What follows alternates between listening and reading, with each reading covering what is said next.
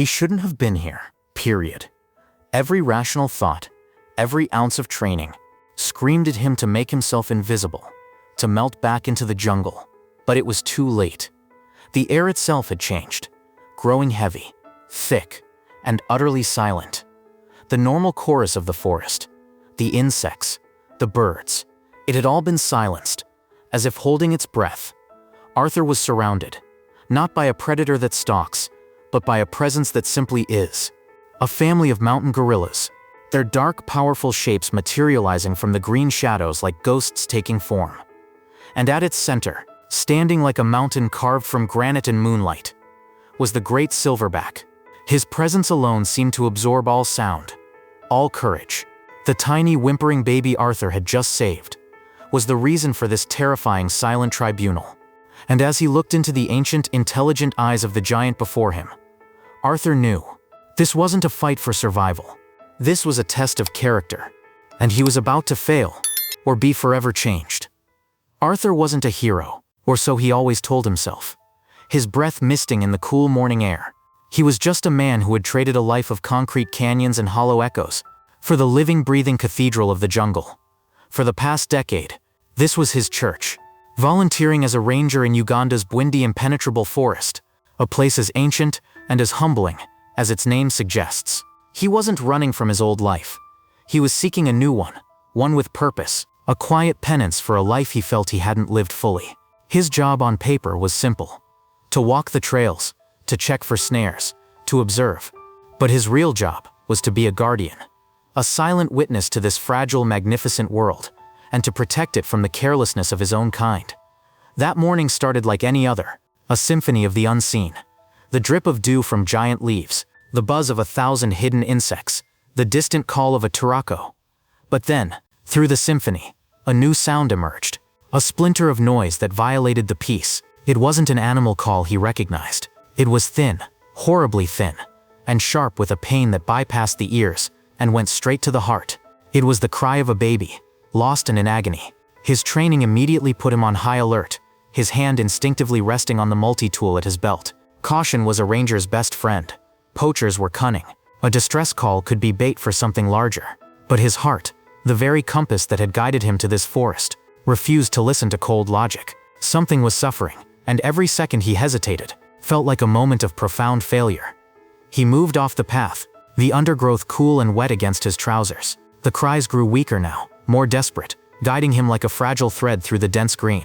And then, in a small clearing, dappled by the morning sun, he saw it, and his heart broke. It was a tiny ball of black fur, a baby mountain gorilla, so small it looked like it could fit in his 2 hands. Its little leg was trapped, horribly, in the cruel rusted grip of a wire snare.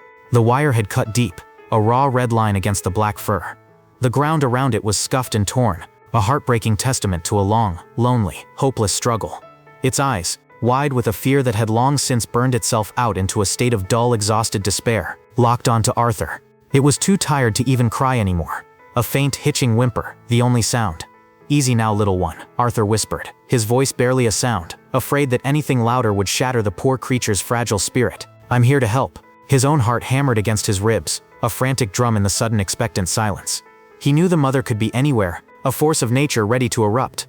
But there was nothing, just him, the scent of damp earth, and the coppery smell of fear. He knelt slowly, every movement a prayer. He pulled out his wire cutters, the cold steel a stark contrast to the living world around him. He had to control his own breathing, forcing himself to be calm. He positioned the jaws of the tool on the wire, a hair's breadth from the baby's leg. The seconds stretched into an eternity. With a sharp, final snap, the wire parted with a metallic sigh. For a single beautiful moment, pure, undiluted relief washed over Arthur. He had done it. He had beaten the cruelty. But that relief was a fleeting illusion, shattered by what happened next. The jungle didn't just get quiet. It ceased to exist. The air became a solid wall. A rustle in the leaves to his left, so heavy it sounded like a man walking. Another to his right. He looked up, and his blood ran cold. One by one, emerging from the green tapestry with impossible stealth, were the silent guardians. Not with a roar, but with a heavy, profound presence that was far more terrifying. An entire troop, surrounding the small clearing. They had been there all along. A dozen pairs of dark, intelligent eyes, all fixed on him. They had been watching,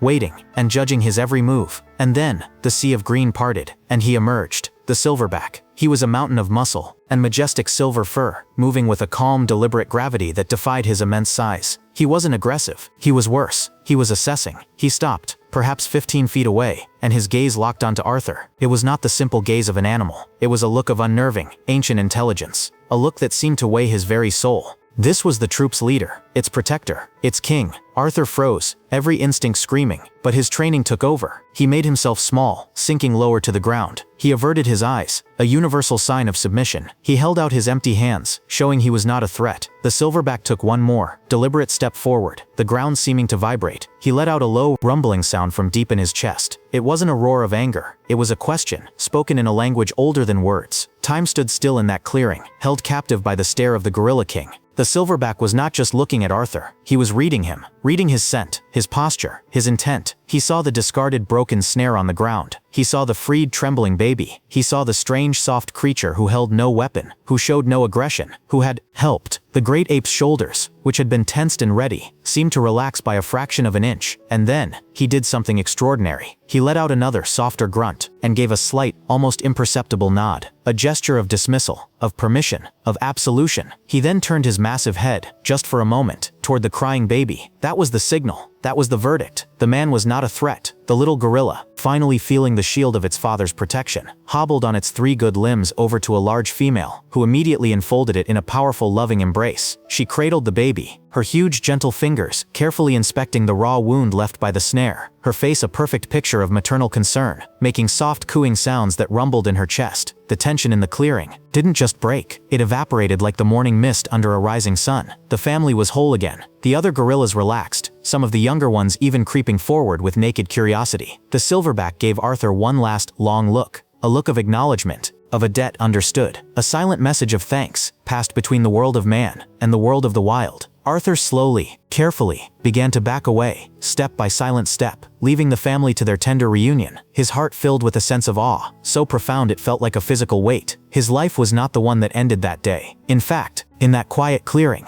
under the watchful eyes of a gorilla king, it had truly begun. He learned a lesson no book could ever teach, that courage isn't the absence of fear, but acting with compassion in the face of it, and that trust, the most fragile and precious currency in any world, can be earned not with words, but with a single selfless act. These magnificent creatures, our distant cousins, ask for so little, only for a place to live in peace. Arthur's story is a powerful reminder that we are all connected, and that kindness is a language we all understand. If this story touched your heart, please consider sharing it, and we would be honored to hear your own experiences in the comments below. Thank you for watching.